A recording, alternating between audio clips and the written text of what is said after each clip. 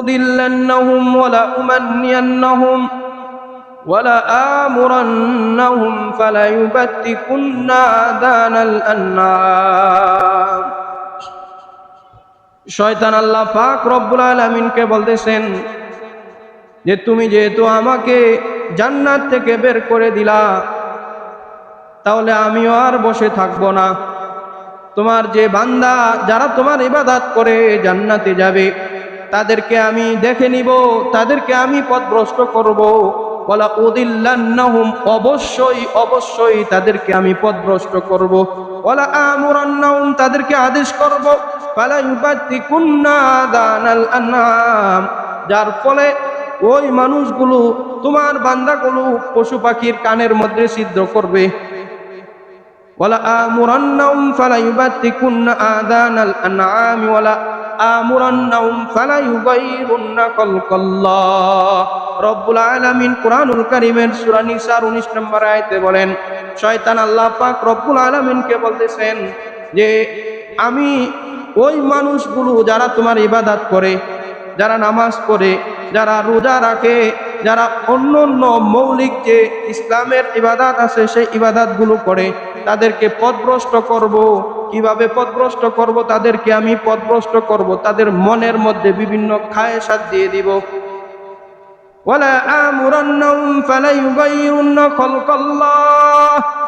রব্বুল আলামিন উল্লেখ করেন, শয়তান বলে আমি তাদেরকে আদেশ করব যাতে করে তারা আল্লাহ পাক রব্বুল আলামিনের সৃষ্টির মধ্যে পরিবর্তন সাধিত করে। আল্লাহ পাক রব্বুল আলামিন একজন মানুষের বুরু চোখের উপরের যে পাপড়িগুলো আছে এক সিস্টেমের সৃষ্টি করেছেন। শয়তান মানুষকে ওয়াসওয়াসা দিবে যে এইভাবে থাকলে সুন্দর হবে না, বরঞ্চ এটাকে একটু কেটে চিকন করে দাও, বরঞ্চ এটাকে ওই দিক দিয়ে একটু মোটা করে দাও। শয়তান আল্লাহ পাক রব্বুল আলামিনের কাছে চ্যালেঞ্জ করে বলে আমি তাদেরকে পথভ্রষ্ট করব। কিভাবে পথভ্রষ্ট করব? তাদেরকে আদেশ করব, রব্বুল আলামিন তোমাকে কত সুন্দর করে একটা নাক দিয়েছে।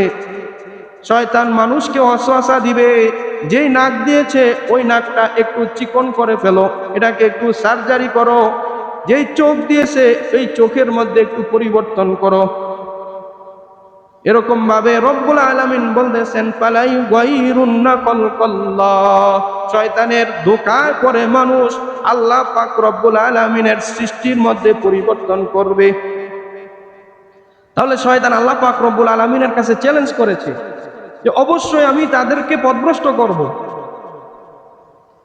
শয়তান আমাদের সামনে প্রকাশ্যভাবে আসবে না, যে আমরা দেখেই চিনে ফেলবো, আমরা দেখেই বুঝে ফেলবো যে শয়তান এই কাজটা বলতেছে, এই কাজটা আমরা করব না। কারণ আল্লাহ পাক রব্বুল আলামিনের কাছে সে এই কৌশলগুলোও বলে দিয়েছে। আল্লাহ পাক রব্বুল আলামিন তার বান্দাদেরকে বাঁচার জন্য এই কৌশলগুলো কুরআনুল কারীমের মধ্যে উল্লেখ করে দিয়েছেন। সূরা আরাফের 12 নম্বর আয়াত, 13 নম্বর আয়াত, সূরা আরাফের 10, 9, 8 এই 5-6টা আয়াতের মধ্যে শয়তানের বিষয়গুলো আল্লাহ পাক রব্বুল আলামিন তুলে ধরেছেন। রব্বুল আলামিন বলতেছেন যে শয়তানকে যখন আল্লাহ পাক রব্বুল আলামিন বের করে দিলেন, তখন শয়তান বলতেছে ক্বালা ফাবিমা আগওয়াইতানি লাকুদান্না লাহুম সিরাতাকাল মুস্তাকিম।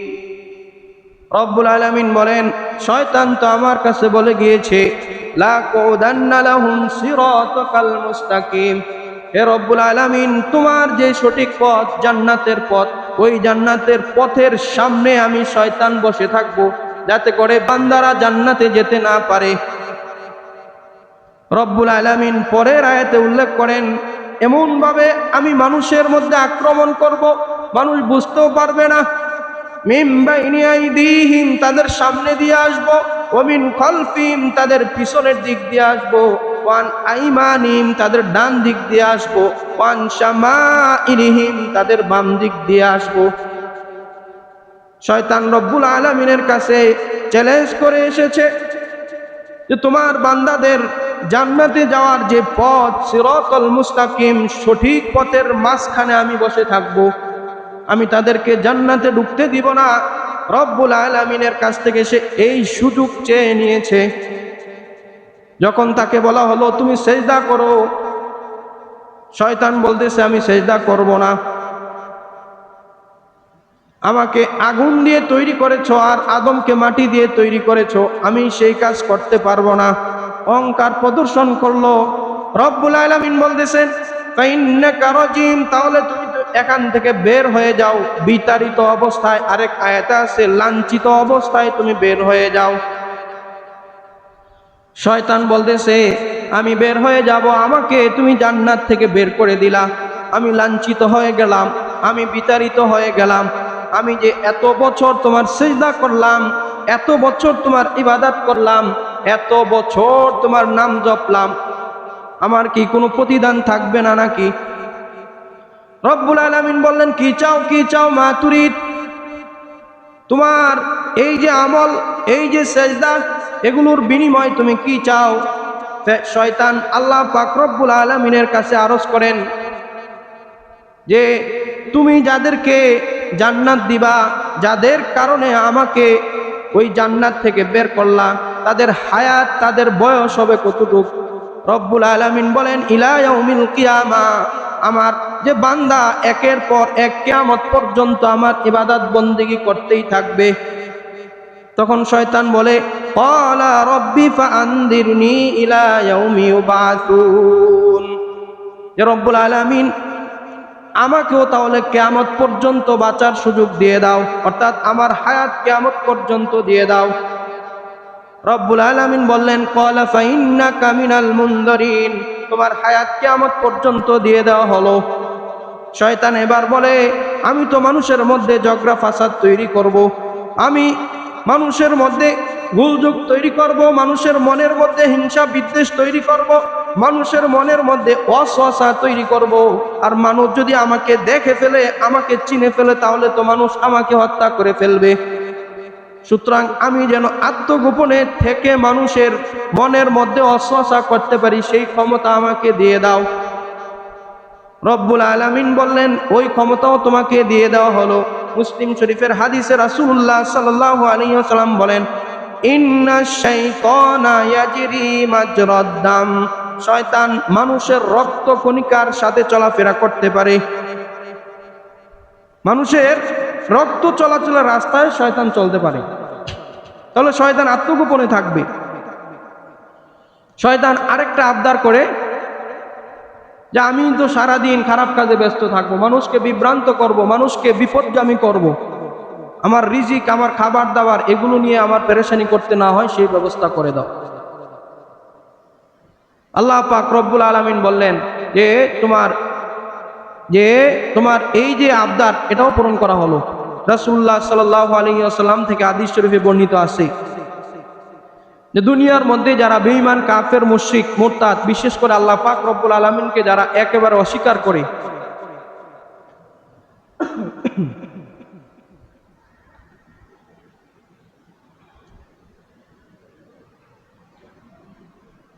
যারা আল্লাহ পাক রব্বুল আলামিনকে একেবারে অস্বীকার করে, দুনিয়াতে তাদের অনেক সমস্যা থাকবে, অনেক কিছু ঘটবে, কিন্তু তাদের রিজিক বা তাদের খাবার দাবার, তাদের আর্থিক অবস্থা কখনোই অবনতি হবে না, বরঞ্চ কিয়ামত পর্যন্ত তাদের আর্থিক অবস্থা ভালোই থাকবে।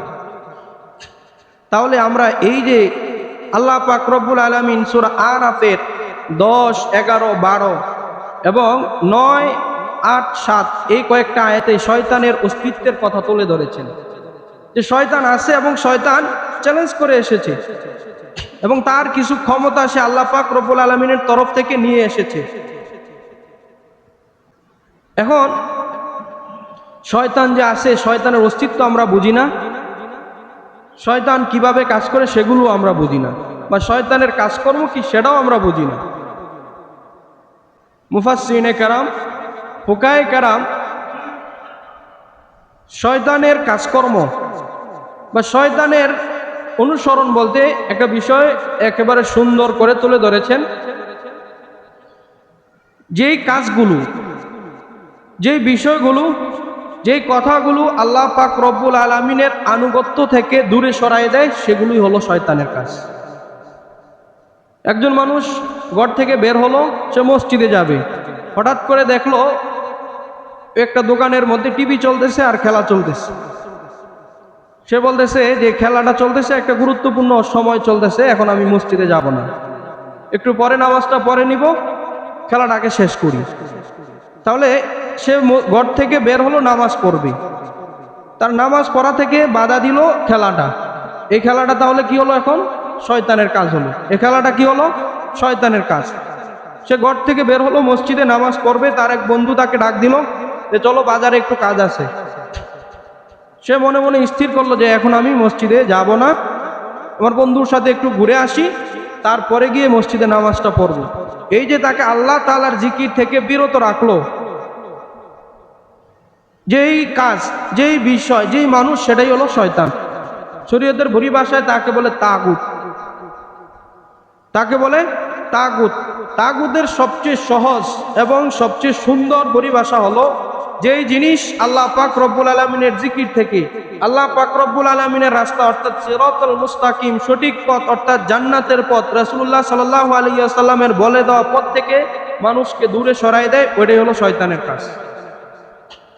তাহলে আমরা যদি এখন আমরা খেয়াল করি, আমাদের দুনিয়াবি যাবতীয় বিষয়গুলোর মধ্যে যেই বিষয়গুলো, যেই বস্তুগুলো, যেই কাজগুলো আমাদেরকে আল্লাহ তাআলার রাস্তা থেকে দূরে সরায় দেয়, সবগুলোই হলো শয়তানের কাজ, সবগুলোই হলো তাগুতি কাজ।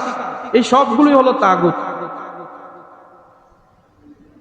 আমাদেরকে সব সময় আল্লাহ পাক রব্বুল আলামিন বলতেছেন যে তোমরা শয়তানের অনুসরণ করো না।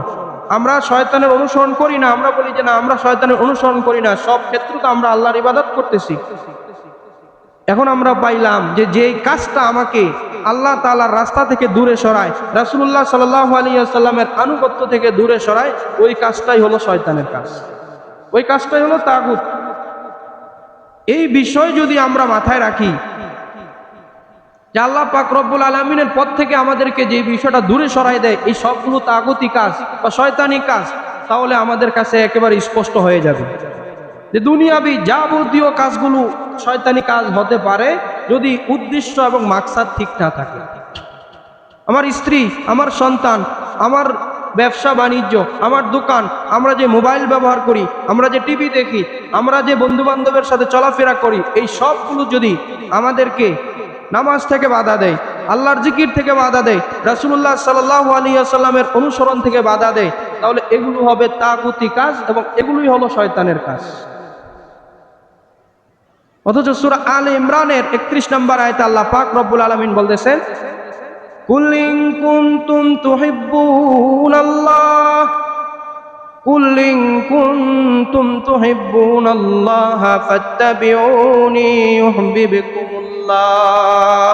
রব্বুল আলামিন বলতেছেন যে তোমরা যদি আমি আল্লাহকে ভালোবাসতে চাও, কুল ইন কুনতুম তুহিব্বুনাল্লাহ, তোমরা যদি আমি আল্লাহকে ভালোবাসতে চাও অর্থাৎ আমি আল্লাহকে পেতে চাও, ফাত্তাবিউনি, হে রাসূল আপনি বলে দিন যে আমি রাসূলের অনুসরণ করো, আমি রাসূলের অনুসরণ করো, তাহলে তোমরা আল্লাহকে পাবা, আল্লাহর ভালোবাসা পাবা। ইউহিব্বুকুমুল্লাহ, শুধু তোমরা আল্লাহকে ভালোবাসবা, তোমরা আল্লাহকে পাবা বিষয়টা এরকম না, বরঞ্চ আল্লাহ তোমাদেরকে ভালোবাসবেন। ওয়াগফির লাকুম যুনুবাকুম, শুধু ভালোবাসবেন তাই না, বরঞ্চ তোমাদের গুনাহগুলো আল্লাহ তাআলা ক্ষমা করে দিবেন। সুবহানাল্লাহ। শয়তানের আনুগত্য অনুসরণ থেকে বাঁচতে বললেন, আর বললেন যদি আমাকে পেতে চাও, আমার ভালোবাসা পেতে চাও, তাহলে তোমরা রাসূলের আনুগত্য করো, রাসূলের আনুগত্য করো। রাসূলুল্লাহ সাল্লাল্লাহু আলাইহি ওয়াসাল্লামের আনুগত্য ছাড়া, ইতাআতে রাসূল সাল্লাল্লাহু আলাইহি ওয়াসাল্লাম ছাড়া বাকি যা আছে সবগুলো হলো শয়তানি কাজ, এই সবগুলো হলো তাগুত। সূরা বাকারার একটা প্রসিদ্ধ আয়াত আছে,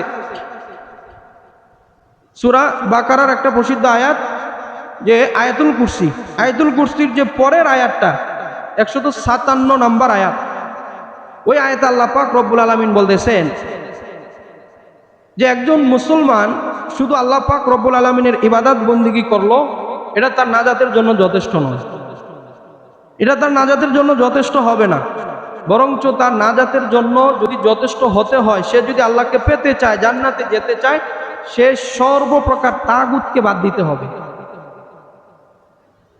আয়াতুল কুরসির পরের আয়াতটা যে লা ইকরাহা ফিদ্দিন, আল্লাহ পাক রব্বুল আলামিন বলতেছেন যে দিনের মধ্যে কোনো জোর জবরদস্তি নাই।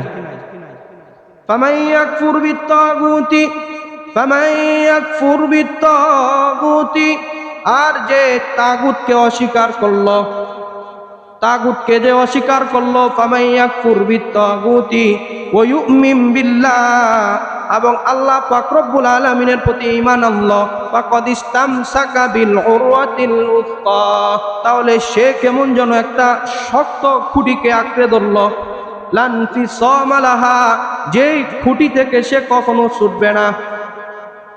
সূরা জুমারের 17 নম্বর আয়াতে আল্লাহ পাক রব্বুল আলামিন বলতেছেন, তোমরা যদি পরিপূর্ণ মুমিন হতে চাও, রব্বুল আলামিনের ভালোবাসা পেতে চাও, আল্লাহ পাক রব্বুল আলামিনের প্রিয় হাবিব রাসূলুল্লাহ সাল্লাল্লাহু আলাইহি ওয়াসাল্লামের পথে চলতে চাও, তাহলে তাগুতি অনুসরণ বা তাগুতি কাজকর্মকে বাদ দিয়ে দাও।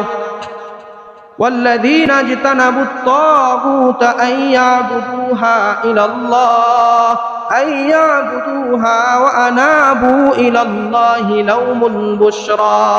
আল্লাহ পাক রব্বুল আলামিন সূরা জুমারের 17 নম্বর আয়াতে বলেন, যারা তাগুতকে বর্জন করলো আল্লাহ পাক রব্বুল আলামিনের ইবাদত করার জন্য, এবং সে বলে ওয়া আনাবু ইলাল্লাহ, যে আমি আল্লাহর দিকে ফিরবো, রব্বুল আলামিন বলতেছেন লাহুমুল বুশরা, তাহলে তাদের জন্যই থাকবে কাল কিয়ামতের ময়দানে জান্নাত পাওয়ার পর শুভ সংবাদ। তাগুতি যত নিয়ম কানুন আছে, তাগুতি যত কাজকর্ম আছে, শয়তানি যত কাজকর্ম আছে, সবগুলোকে বাদ দিতে হবে। এটা আমরা শুরুতে বলেছিলাম যে বর্তমানে পুরা বাণিজ্যিক যে অবস্থাটা চলতেছে, আপনার গুণাগার, যে নায়ক নায়িকা, গায়ক গায়িকা, খেলোয়াড় দেলোয়াড় সহকারে এই সবগুলোকে মিলিয়ে কেউ একটা পণ্য বিক্রি করতে চায়, বড় একটা খেলোয়াড়কে সে হায়ার করে, টাকা দিয়ে বলে আমার পণ্যটা তুমি প্রকাশ করে দাও।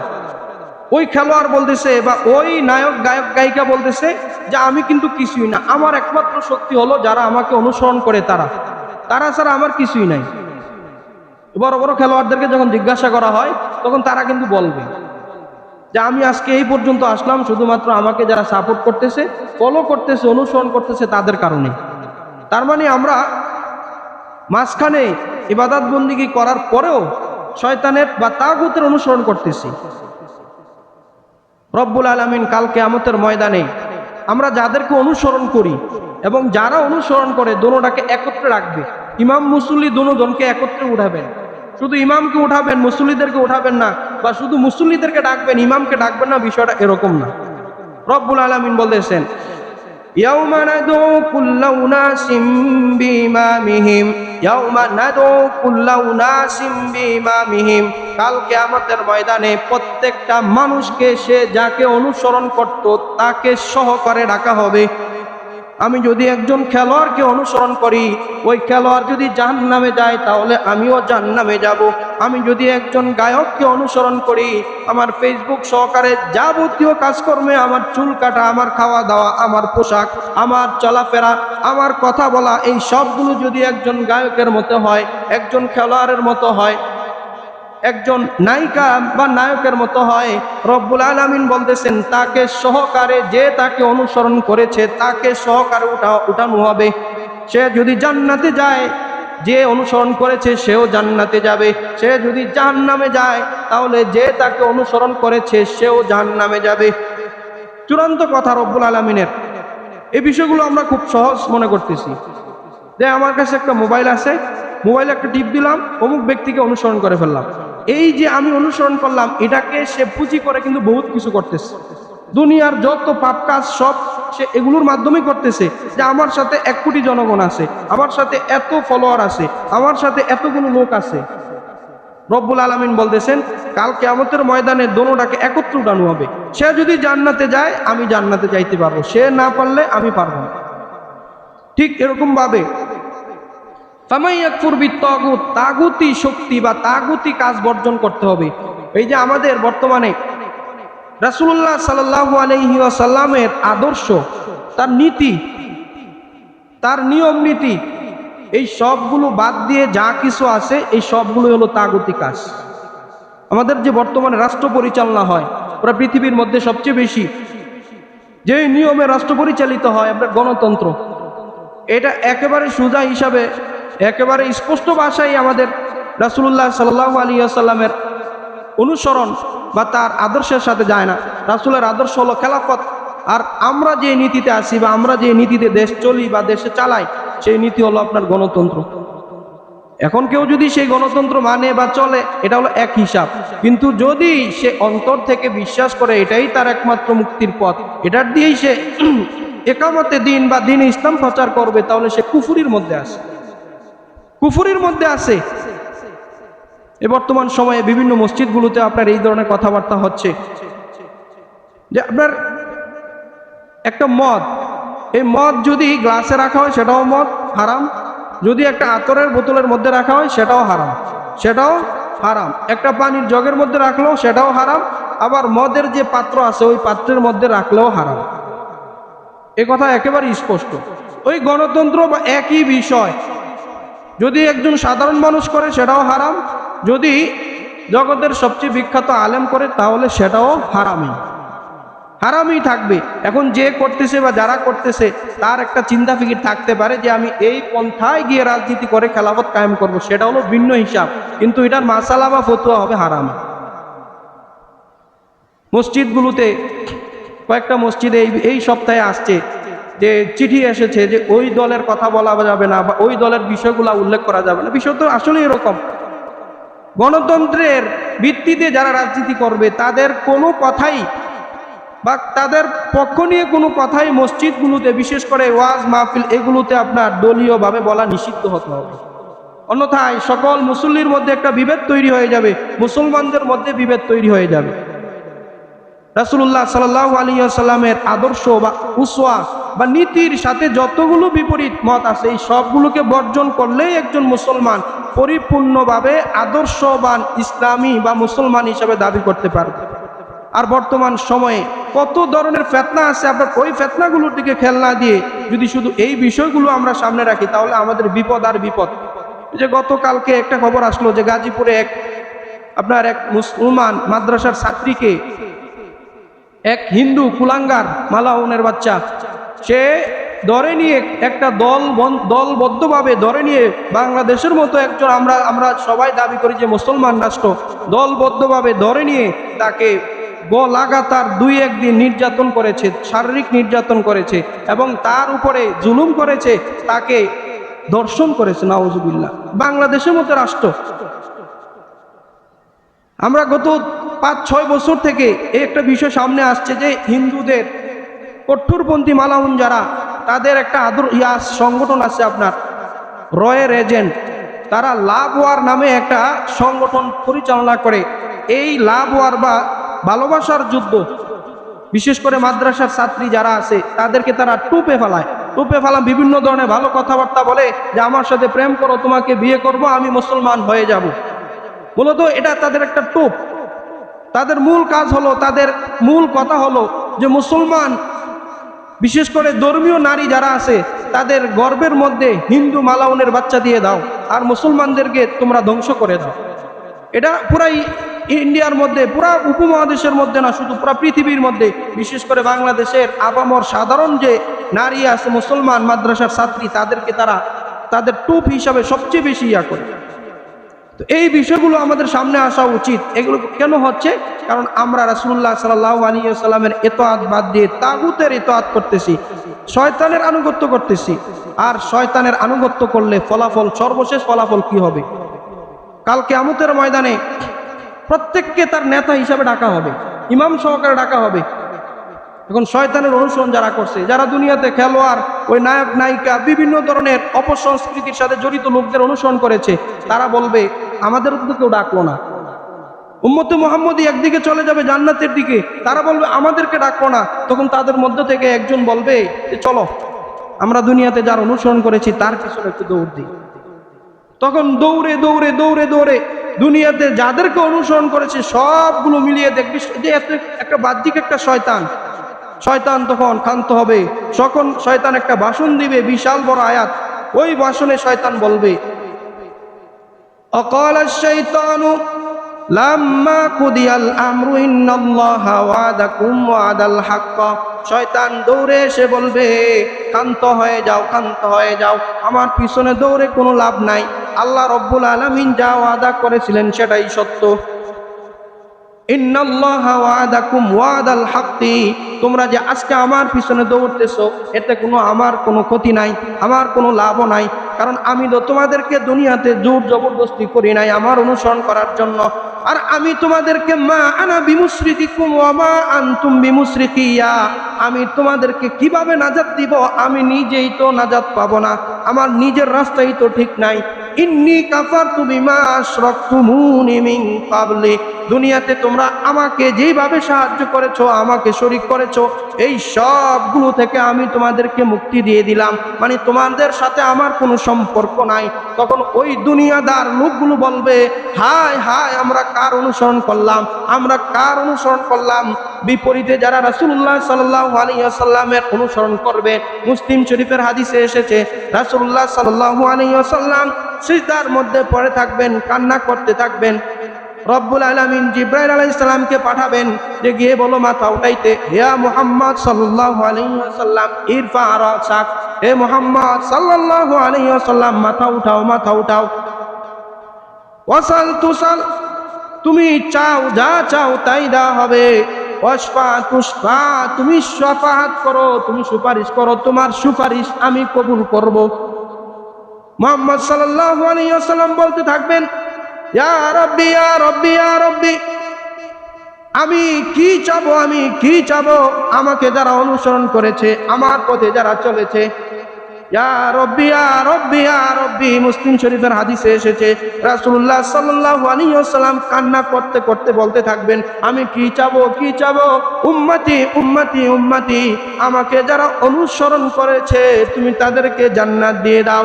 রব্বুল আলামিন বলবেন তোমাকে যারা অনুসরণ করেছে, তোমাকে যারা আনুগত্য করেছে, তোমাকে যারা একমাত্র আদর্শ হিসাবে গ্রহণ করেছে, আমি আল্লাহ তাদের সকলকে জান্নাত দিয়ে দিলাম।